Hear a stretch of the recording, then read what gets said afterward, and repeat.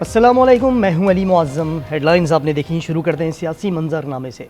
हुकूमत और तहरीक इंसाफ मुफाहमत की जानिब बढ़ने लगे। शेर अफजल मरवत ने असम्बली फ्लोर पर मुज़ाकरात की बात दोहराई। ऐवान की कमेटी बनाने की तजवीज़ भी दी। ख्वाजा आसिफ ने तजवीज़ ठंडी हवा का झोंका करार दे दी। राना सनाउल्लाह और अता तारड़ ने भी खैर मकदम किया। बर्फ पिघलने लगी, बात बनने लगी। कौमी असम्बली में पीटीआई का खैर सगाली पैगाम, हुकूमती बेंचेस से भी मुस्बत जवाब। शेर अफजल ने ऐवान के झगड़ों को सौतनों की लड़ाई करार दिया। तजवीज़ दी सूरत हाल से निमटने के लिए ऐवान की कमेटी बना दें।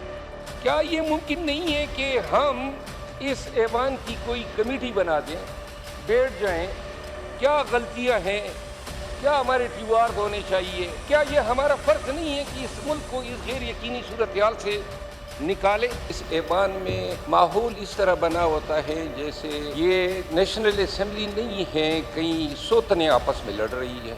जवाब में ख्वाजा से बोले, पहली बार पीटीआई की तरफ से ठंडी हवा का झोंका आया है। खुशगवार ठंडी हवा का झोंका आया है पहली दफा उधर से। ये गन पॉइंट के ऊपर तो मुज़ाकरात नहीं हो सकते कि आप बार बार जो है इस्लामाबाद पे हमला करें, साथ जो है कॉल दें सिविल नाफरमानी की। सियासतदान सियासी ज़बान इस्तेमाल करते हैं मुज़ाकरात के लिए या मामलात के हल के लिए। राना सना ने कहा, बातचीत के बगैर जमहूरी निज़ाम नहीं चल सकता। पीटीआई ने मुज़ाकराती कमेटी की कभी कोई बात नहीं की। हिज़्ब इख्तलाफ और हिज़्ब इक़्तिदार आपस में बैठ के डायलॉग नहीं करेंगी, पॉलिटिकल डायलॉग नहीं होगा, ये सिस्टम नहीं चल सकता। प्राइम मिनिस्टर मियां शहबाज शरीफ साहब तशरीफ़ लाए, उसके बाद अपनी सीट पे आके उन्होंने कहा, हम तैयार हैं आपके साथ बात करने को, मुज़ाकरात करने को। आप बैठे और हर उस इशू के ऊपर बात करें जिसके ऊपर आप करना चाहते हैं। अता तारड़ ने वाज़े किया, कभी सियासी मुखालफिन को दुश्मन नहीं समझा। शेर अफजल मरवत ने अच्छी शुरुआत की है। यहाँ पे शेर अफजल मरवत साहब ने बड़ी अच्छी शुरुआत की और रवादारी के हवाले से, बातचीत के हवाले से एक मुस्बत तकरीर की। आपकी और हमारी पार्टी के दरमियान 90 की दहाई में बहुत तलखी रही है, मगर कभी हमने अपने सियासी वर्कर को नहीं कहा था कि ये दुश्मन है, इसको पत्थर मारो। तलखियों की धूप में मुफाहमत की ठंडी हवा, खैर सगाली जज्बात ने मामलात में बेहतरी की आस दिला दी। लीगी रहनुमा राना सनाउल्लाह ने कहा है कि हुकूमत मुज़ाकरात में एस्टेब्लिशमेंट को भी ऑन बोर्ड रखेगी। पीटीआई को ये कहते क्या शर्म आती है कि हम आपसे बात करने को तैयार हैं। अगर हमसे हिचकिचाहट है तो स्पीकर से कह दें।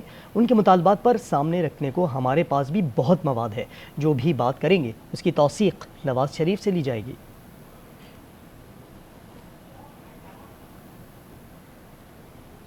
तहरीक इंसाफ के रहनुमा अली ज़फ़र कहते हैं, अगर बातचीत के लिए पार्लिमानी कमेटी के हवाले से स्पीकर कौमी असम्बली या चेयरमैन सेनेट ने तजवीज़ दी तो तहरीक इंसाफ इस पर ज़रूर गौर करेगी। नून लीगी रहनुमा इरफान सिद्दीकी कहते हैं कि पीटीआई में अब कोई चेन ऑफ कमांड नहीं है। गंडापुर आज भी धमकियां दे रहे हैं, ऐसे लोगों से क्या बात करें।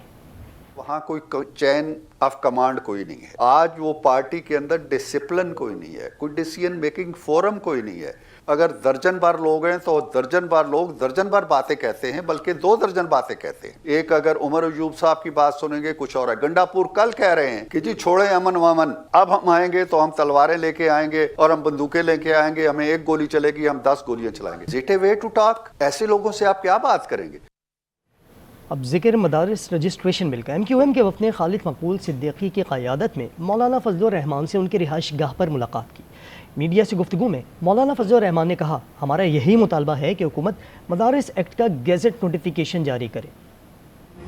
दीनी मदारिस के हवाले से कानून साजी हुई थी, उस पर ऐवान सदर ने अपने इक़दामात के तहत उलझा दिया मामले को। चूँकि अब वो एक्ट बन चुका है और हमारा मुतालबा हुकूमत से ये है कि अब आप उसका गज़ट नोटिफिकेशन करें। हमारे बिल के हवाले से भी वो अपने तहफ़्फ़ुज़ात जो हैं वो मौखर करें। गज़ट नोटिफिकेशन के बाद भी तो हुकूमत जो है कोई तरमीम ला सकती है, पार्लियामेंट मौजूद है। इस वक्त जो एक अमल मुकम्मल हो चुका है उसको मुकम्मल तस्लीम किया जाए ताकि किसी किस्म के सियासी तनाज़े से हम मुल्क को तहफ़्फ़ुज़ दे सकें। वफाकी वज़ीर खालिद मकबूल सिद्दीकी ने कहा है कि हमने आज मौलाना के मौक़िफ़ को समझने की कोशिश की है। मुज़ाकरात से ही तनाज़ात का हल सियासी जमातों का हुस्न है। ویسے تو ہم مولانا صاحب کے پاس ہر دور میں آتے رہے ہیں اور ہمارے درمیان سیاسی طور پہ بھی اور ذاتی طور پہ بھی ہمیشہ ہی بہت اچھے تعلقات رہے ہیں. موجودہ 26ویں ترمیم کے اوپر ہم سب کے اپنے اپنے موقف تھے. ہمیں یہ موقع ملا کہ اس حوالے سے مولانا صاحب, مولانا فضل الرحمان صاحب, ان کے موقف کو سمجھنے کی ہم نے اور قریب سے آ کے کوشش کی ہے. سیاسی جماعتوں کے درمیان مذاکرات اور مکالمہ, اس کے علاوہ اور کوئی دوسرا راستہ ہوتا نہیں ہے. تحریک انصاف کے ذرائع کے مطابق بانی پی ٹی آئی نے سول نافرمانی کی تحریک مؤخر کر دی ہے. پارٹی کا کہنا ہے کہ یہ تحریک چند دنوں کے لیے مؤخر کی گئی ہے. تحریک کے خد و خال اور ٹائم لائن کا فیصلہ بانی کریں گے. سول نافرمانی کی تحریک شروع کرنا مجبوری بن چکی ہے.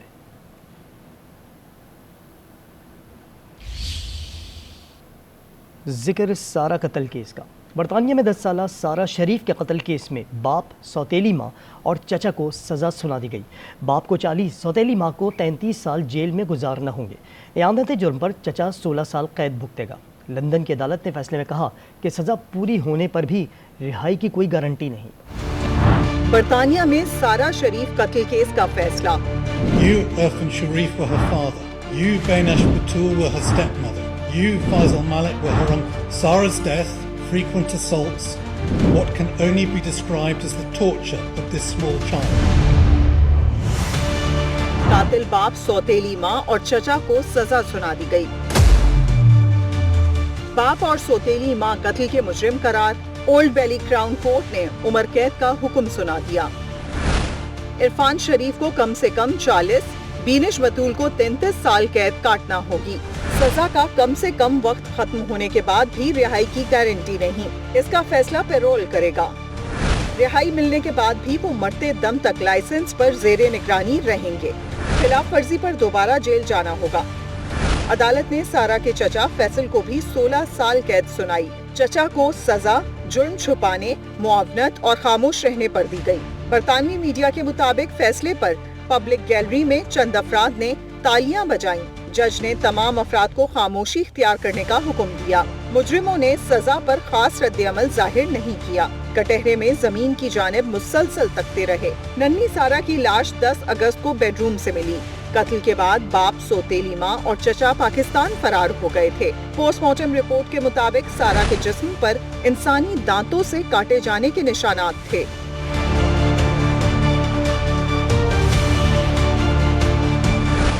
جسم گرم استری اور گرم پانی سے جلایا گیا. گھر کے باہر سے خون آلود کرکٹ بیٹ, دھاتی ڈنڈا ملا. ایک بیلٹ اور رسی کے علاوہ ملنے والی ایک پن پر بھی سارہ کا ڈی این اے پایا گیا. سارہ شریف کے قتل نے برطانیہ میں بچوں کے تحفظ پر نئی بحث چھیڑ دی, جس کے بعد برطانوی حکومت نے بچوں کو تحفظ دینے کے لیے ایک بل لانے کا فیصلہ کر لیا ہے. برطانوی وزیر تعلیم برجٹ فلپسن کہتی ہیں نئی قانون سازی سے متعلق بل آج ہی پیش کیا جائے گا. 10 سالہ سارہ شریف کو اسکول چھڑوا کر اسے ہوم ایجوکیشن دی جا رہی تھی اور 4 ماہ بعد ہی اس کا بے دردی سے قتل ہو گیا.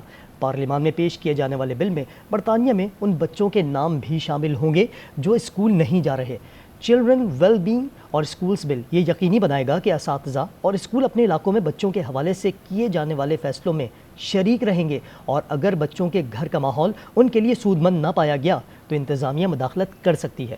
اس بل کے مطابق ہر بچے کو شناختی نمبر بھی الاٹ کیا جائے گا. بات کریں گے یونان کشتی حادثے کی, جس میں 6 پاکستانی جانیں گنوا بیٹھے ہیں. 40 تاحال لاپتہ ہیں. جام بحق افراد بھالیا اور نواحی علاقوں کے رہائشی تھے. حادثے کا پہلا مقدمہ جام بحق نوجوان کے والد کی مدیت میں گجرانوالہ میں درج کر لیا گیا. اہل خانہ کے مطابق ان کے پیاروں نے انسانی اسمگلرز کو لاکھوں روپے دیے تھے. دیکھے تھے سنہرے خواب, مگر غلط راستے کا کر لیا انتخاب.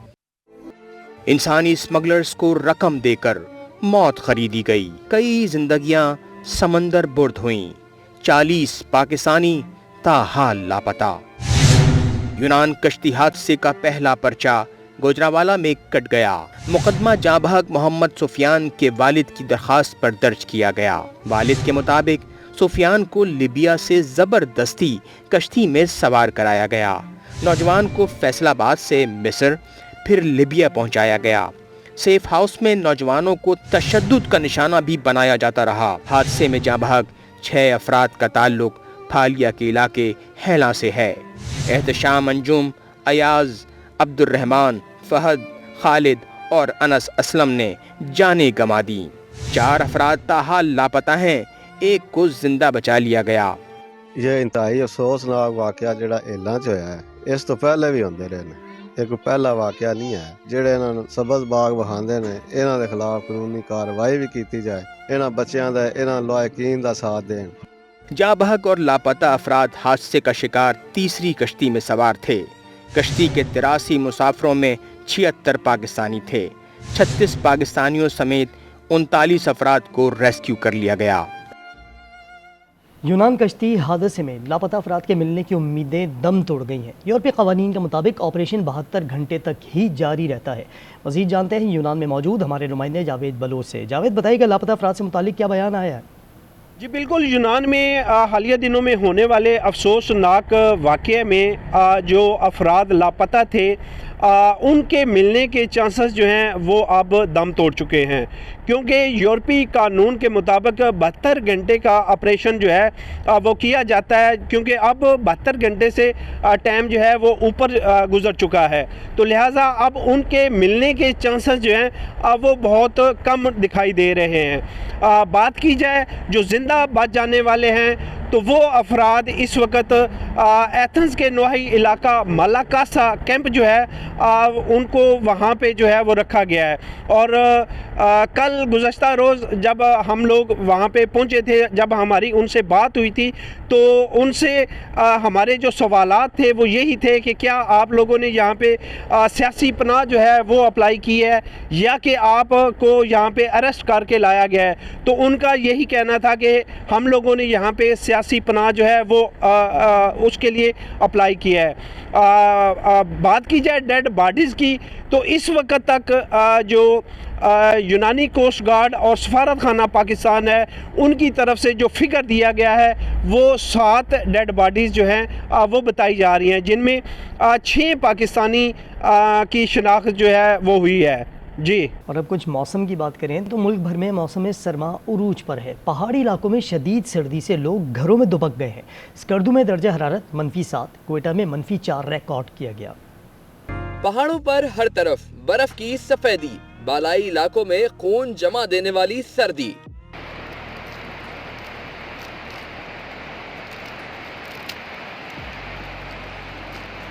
दर्जा हरारत मजीद नीचे गिर गया। ठंड ने शहरियों के दांत बजा दिए। सबसे ज्यादा सर्दी लेह में -9 की पड़ी। गोब्स, स्कर्दू और बगरोट में पारा -7 तक पहुंचा। गिलगित बल्तिस्तान में -6, अस्तोर में -4 रिकॉर्ड किया गया। बलूचिस्तान में भी मौसम सरमा जोबन पर है। पहाड़ी इलाकों में लोग घरों में दुबक गए। कोयटा में दर्जा हरारत -4 तक जा पहुंचा। सर्दी मजीद सितम ढाएगी। महकमा मौसमियात ने खैबर पख्तूनख्वा, कश्मीर और गिलगित बल्तिस्तान के पहाड़ी इलाकों पर हल्की बर्फबारी की पेशगोई की है। सर्दियों में खुश्क मेवाजात की मांग बढ़ चुकी है, लेकिन दाम भी इतने बढ़ चुके हैं कि सुनकर पसीना आ जाए। मज़ीद जानते हैं आज न्यूज़ के नुमाइंदे सौलत जाफरी से। सौलत, बताइएगा सर्दियों की सौगात के क्या भाव हैं? बिल्कुल, देखिए कराची शहर में जैसी सर्दियां आई हैं, सर्दियां आने के बाद कराची वालों ने जहां गर्म मशरूबात और गर्म ग़िज़ाओं का जो है वो रुख किया है, वहीं खुश्क मेवाजात के लिए भी जो है वो दुकानों पर रश लगे हुए दिखाई दे रहे हैं। कौन कौन से ऐसे मेवाजात हैं, खुश्क मेवाजात, जो सर्दियों में आप लोग एंजॉय करते हैं? महंगाई की वजह से जो है लोगों की इस्तात नहीं है इतने लेने की, मगर फिर भी लोग कहते हैं कि चलो सर्दी आई है तो थोड़ा सा मूंगफली ले लें, एंजॉय कर लें इस चीज़ को बस थोड़ा सा। आप रुझान तो खुद ही देख लें कि हाँ लेने वाले तो हैं, लेकिन महंगाई ने कमर तोड़ी हुई है। लेकिन फिर भी बस अब सौगात है तो जाहिर है हम लोगों ने खानी भी है और सर्दी भी एंजॉय करनी है। बिल्कुल, आपने इनकी बात सुनी। इनका यही कहना है कि सर्दियों की सौगात है, इसलिए कराची वाले जो है वो खुश्क मेवाजात का जो है वो रुख करते हैं, यहाँ पे ख़रीदारी के लिए आते हैं। लेकिन जो ख़रीदने की इस्तात है वो कराची वालों के अंदर काफ़ी कम दिखाई दे रही है। ये सौलत, बहुत शुक्रिया आपका। कराची के बाद रुख करेंगे भावलपुर का, जहां ठंडे ठार मौसम में बलोची सज्जी की दुकानें सज गई हैं। मज़ीद बताएंगे राना अय्यूब। जी बिल्कुल, बहावलपुर के मुख्तलिफ चौक चौराहों पर गर्मा गर्म सिज्जी की जो है वो दुकानें सज चुकी हैं। मैं इस वक्त एक सिज्जी की दुकान पर मौजूद हूँ। मेरे साथ दुकानदार मौजूद हैं। इनसे जानते कि सर्दी के इस मौसम में किस तरीके से ये सिज्जी तैयार की जाती है। ये सर्दी के मौसम में एक तोहफ़ा है बलूचिस्तान का, जो हम बहावलपुर में बेच रहे हैं। इसके लिए अंगारे वगैरह, आग اور ہم مرغی لے کے آتے ہیں، اور فیملیز وغیرہ جو ہیں یہ بڑے شوق سے کھاتی ہیں۔ جی بالکل، سردیوں میں استعمال ہونے والی روایتی ڈش جو ہے سجی ہے، لوگ بڑے شوق کے ساتھ اپنے خود بھی کھاتے ہیں اور اپنی فیملی کے لیے بھی جو ہے یہ لے کے جاتے ہیں۔ جی، کینوس پر بکھرے رنگوں سے خوبصورت خطاطی اور پینٹنگ بنانا عام سی بات ہے، لیکن چھوٹی چھوٹی چھال کی مدد سے نقش و نگار بنانا ایک کمال ہے۔ قیصر عباس کی رپورٹ دیکھیے۔ بلیک بورڈ، مختلف رنگوں کی چھال، بہت سی محنت اور نتیجہ ایک خوبصورت تصویر اور اسماء الحسنہ۔ گندم کی فصل کے چھلکے سے بنائے جانے والے آرٹ کو ویٹ اسٹرا آرٹ سے جانا جاتا ہے۔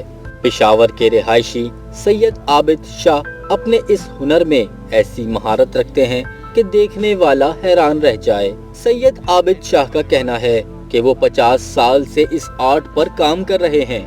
جنوبی ایشیا میں اس کے صرف 4 کاریگر تھے۔ اس آرٹ کی تاریخ 200 سال پرانی ہے۔ یہ ویٹرا آرٹ ہے، گندم کے چنکے سے بناتا ہوں جی، اور 50 سال ہو گیا اس میں لگا ہوں۔ میرا 50 سال اس میں گزر گیا جی، اور 64 سال عمر میرا ہے۔ دیکھنے والوں نے بھی اس آرٹ پر حیرانی کا اظہار کیا کہ پہلی بار ایسا آرٹ دیکھا ہے۔ ان کا آرٹ دیکھا ہے، بہت یونیک آرٹ لگا، اور یہ میں نے پاکستان میں پہلی دفعہ دیکھا ہے، اور دیکھ کے بہت اچھا لگا کہ اس طرح کے بھی آرٹسٹ پاکستان میں ہیں۔ گندم کی فصل کے چھلکوں سے تیار فن پارے اپنی مثال آپ ہیں۔ انسٹیٹیوٹ آف بزنس مینجمنٹ کے زیر اہتمام کیمپس میں برانڈ ایکٹیویشن کی رنگا رنگ نمائش ہوئی، جس کا مقصد طلباء کو مارکیٹنگ کے عملی پہلوؤں سے روشناس کرانا اور ان کی تخلیق و پیشہ ورانہ صلاحیتوں کو اجاگر کرنا تھا۔ شاندار پروجیکٹس پر طلباء کی کارکردگی کو سراہتے ہوئے انعامات سے نوازا گیا۔ ایسوسیٹ پروفیسر ڈاکٹر عامر سعید نے کہا کہ عملی سطح پر پلیٹ فارم مہیا کر کے ہم اپنے طلباء کو مارکیٹنگ کی دنیا میں منوا رہے ہیں۔ Head of marketing doctor Fareeha Raza کا کہنا تھا کہ طلباء میں صلاحیتوں کی کمی نہیں۔ نمائش میں 40 طلباء نے حصہ لیا، جبکہ 10 گروپس نے مختلف برانڈز کی تشہیر کی۔ ڈین ڈاکٹر محمد کاشف اور طارق رحیم نے شاندار کارکردگی پر طلباء کو انعامات سے بھی نوازا۔ یہاں لیں گے بریک، ہمارے ساتھ رہیے۔